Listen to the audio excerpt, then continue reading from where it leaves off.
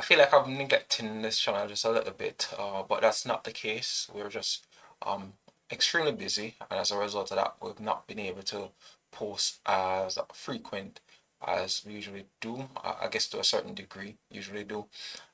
Primarily, what we've been doing is working on Fedora, primarily that part of it, or the business side of it, and some other uh, stuff that are not related to the Fedora education side.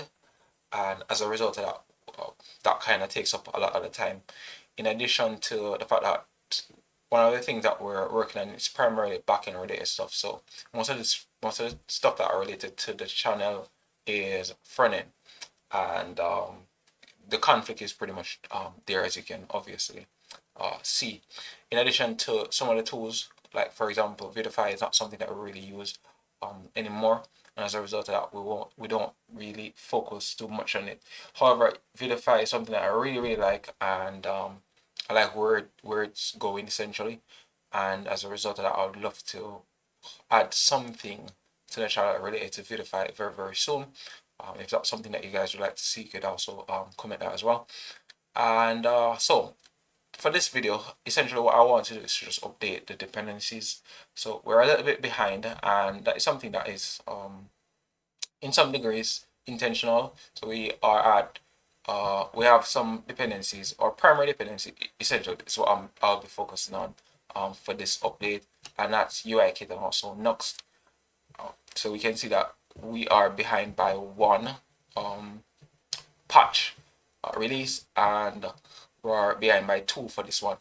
Technically one, this one was just recently added today, even though we scheduled to do this update already, but this one is a couple hours ago. So this was the one that we wanted to update to. So we usually give it a little time whenever these changes are made, especially for Nuxt and UIkit, so that there isn't any issues. However, with both of them, because of the semantic versioning and stuff like that, and how they do their releases, Nuxt is very scheduled. UIkit is very frequent. I would say scheduled, but it's very frequent, and usually they are very small. As you can see from here, they are really small updates, so you don't necessarily have to worry too much about anything when we're doing our updates, or at least we don't have to worry about too much when we're doing updates, and I really like that.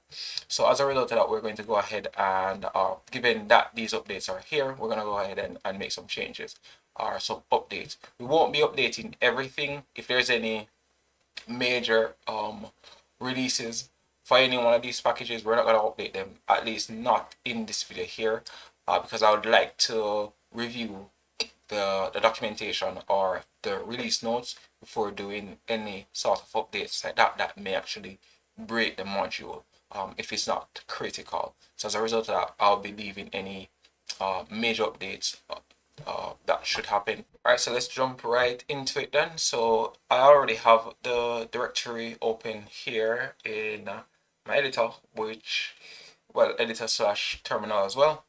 And what we're going to do first of all is to do a git pull. I want to ensure that, so we want to ensure that we have the latest changes to the repository, so everything is already up to date. Then what we want to do here is to go ahead and create a new branch for our updating. So we'll just call this update depths, should be fine. And next we want to do a yarn outdated. All right, here we go. So we have some patch, minor, and major releases. As mentioned before, we're not gonna update anything that's backwards incompatible. Not in this video. Here at least. I'll be waiting until I actually do a review of the release notes for this. However, everything that's in green here, we're going to go ahead and update those. And I think I am also going to not update ESLint and TypeScript. I think I left this current version here for a specific reason, due to a bug, and it's something that I should go back to. So as a result of that, we're not going to be changing so we're not going to be changing TypeScript. And I think ESLint, we're not going to update that right now either. So we're just going to focus on the patch ones here. And fortunately for us, the patch has our primary dependency, which dependencies which are going to be UIkit and Nuxt. So we'll just go ahead and add those. Yarn has the yarn upgrade command, but I don't really like to use this one. Typically what I do is I just do a yarn add. I may have mentioned this before in other videos. I just prefer to do this. This will just give me the latest version of it updated, and just give me the latest version. This is my preference. You don't have to do this. So we'll just go ahead and add these now. So Nuxt slash DevTools and Nuxt DevTools kit, I believe this the next one. I want Nuxt kit and Nuxt schema, and we also want happy DOM. So this one is for testing. So when we're doing our testing, we're going to want that as well. And Nuxt and also UIkit. So my terminal has this weird thing that it does, which is to wrap the text. So you can see that it's just messing up. I need to fix this at some point, but we have everything out there, so we can go ahead now and do our yarn add, which is going to go ahead and update these versions, essentially just re-adding them at the latest version. So let's go ahead and just go ahead and enter. All right, perfect. So now you can see that for UIkit we have the latest version now, and also for Nuxt and Happy DOM, for example, we have these. So we know for sure that we have them updated. So we can also check if we want by doing updated, yarn updated. And now you can see we have our minor releases and also the major releases, which we're not going to touch in this video. So at this point, what we can do is to, I guess, test this out, just to ensure that everything is working. Nothing should really change. To be honest, everything should still work as exact, given that we only did patch updates, so nothing should have changed that much or would have broken. So, but however, we can go ahead and do a test, for example, here, just to ensure that everything is still running. I have one test that is checking for an icon that is expected to be on the playground page or the basic test page that we're using. So once that passes, we're pretty much good, and then we're going to be doing a visual inspection, essentially, in the playground, to see that there is no console errors or anything, and everything that should come up also should be shown. So if we go, if I actually vim the playground, what do we have in here? App.view, you'll notice that I have some stuff in here that we're expecting to happen. So we have a notification. It's supposed to select a certain element. So we're using UIkit to do such, and we're doing an off canvas toggle as well. So we're expecting those to occur. So if we go ahead and do a yarn dev at this point, it's gonna go ahead and run the playground, which I have open here. So I'll just go ahead and refresh this.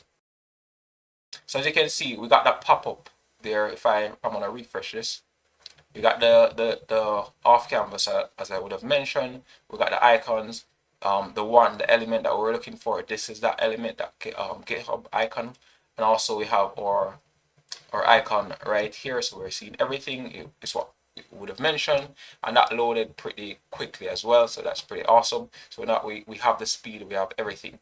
One thing to note, however, is that the JavaScript and the icons are not necessarily the most up-to-date version. So it will not be this version here. And I can show you that if we go ahead and, for example, inspect the page. I just did a control U to do the inspection right now, and we can see that some scripts are being deferred and injected in here. So if we click on it, you'll notice that this is still saying that we're at 3.21.5. That's because I haven't run the script yet to actually update the UIkit icons. So let's go ahead and stop the server here, and then we're going to do a yarn UIkit, and this is going to go ahead and copy the latest UIkit scripts, minified scripts from the node modules, and we're going to put them over to the public runtime, which is going to inject them essentially into the header. And this is how we get that incredibly fast speed for this page here, so you can see how fast it is, because it doesn't have to reach out to the network to get the information essentially. So now if we go ahead and do a yarn dev at this point, you can see that pretty fast, 1.9 seconds. All right, so we're still getting everything. We're getting the off canvas, we're getting the icon, we're also getting our notification, and we're seeing everything here just the same. And if I should go ahead and refresh this now, we can see that we're now at 7.7, so we're at 3.21.7, so we have the latest version of UIkit scripts as well in this page. So pretty awesome. Now we can go ahead and commit these changes, so we can go ahead and do a git commit. Well, we're not going to commit everything, so we could just check the status. I'm going to do separate commits. I'm going to go ahead and do a add of the package.json file and also the yarn.lock file, and then we can go ahead and commit these. I'm going to put this in just a one line, so we'll just say bump patch versions, depth patch. I'm gonna call this depth patch version. So we'll just say for the message bump depth patch versions, and that should be good. And for our UIkit stuff now, we'll just go ahead and say we'll just add a commit in here, and this is also a chore, so we'll just say update UIkit JS files. So that should be good enough for us, and that's pretty much it for this as part of the project. I'm gonna go ahead and cd into the docs directory at this point, and we want to also check if anything is outdated, and we only have actually 2 dependencies in here if I remember correctly. It's just let me check, I don't remember. So we have the Dockers theme and also the Nuxt, and I think only Nuxt needs to be updated because as you can see there, that's the only thing that it shows. It's a minor release. However, I think we can add this one here because there hasn't been much breakage, so we can go ahead and add it. So now if we check here, we now have the latest version of Nuxt, and that's about it. So we want to also test this. We don't have any tests written for the docs, so we're just going to do a visual test. So we'll do our yarn dev to run the server, and we'll just check that everything is intact. Now we're looking at the docs, so everything seems to be fine over here, so we could go to the get started, and yeah, we're seeing all of this. There's no issues, everything is still pretty much intact. We're seeing our programmatic usage, our DevTools integration, some templates, which we definitely should be added some more, and that is pretty much it. Very simple. Everything still works as is, so we can go ahead now and commit these changes. So we could just go ahead and say, I'm gonna do a one line here, and we're gonna call the score as well. We pretty much just bump Nuxt version essentially, and that should be good enough for our commit message, and that should be it. So now if we do a status, we don't have anything in here, so that's pretty much it. That's all we're going to be doing for this release essentially, just to keep in sync with Nuxt and UIkit as they're going up. And for the major and the minor releases that are still outstanding, as mentioned before, we're going to review the release notes before doing any updates for those, so those won't be in this video. So we'll just cd back up a directory, and we'll just do a git checkout back on main, because we're going to push this directly to the main branch. And we'll go ahead and do a git merge, and we'll merge update depths, and now we have everything over here. Given that we're doing this locally, usually when we would push this up to GitHub and create a pull request, and then after it is merged, we'll delete the branch. or automatically delete it. But given that we're doing this locally and we're just merging right into pane, we can go ahead at this point and do a git branch delete, and we'll delete update depths. So now we don't have that branch anymore, so that won't be dangling essentially for us. So we only have one branch at this point. In other scenarios, which I would probably more recommend, is actually just never pushing to main, just pushing this to a branch and then merging that via pull request and have some actions run on it, which is something that we should be adding very soon, especially deploying to npm and stuff like that. But for now, given that how this is currently configured, we can just go ahead and do a yarn release, and this will go ahead and push do some linting, do some testing, package the application, then do a release and also push it to npm and also git or GitHub essentially.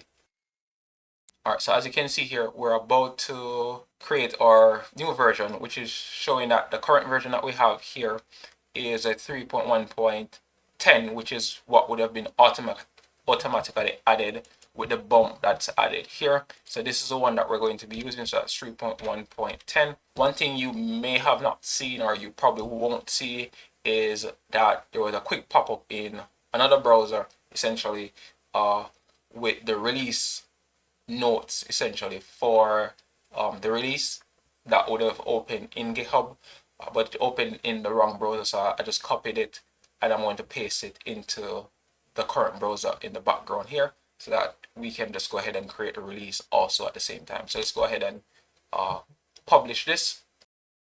All right, so we need a one-time password. So before I do so, I'm going to go ahead and just paste this in here. So this will be our release information. So it's already, because we're using change log gen essentially, it's going to give us all of this information automatically, so we can preview the updates that we have here. So these are the throwers, the bumps and the depths and stuff like that, and this will be it. So I won't be pushing this just yet, I won't be releasing just yet.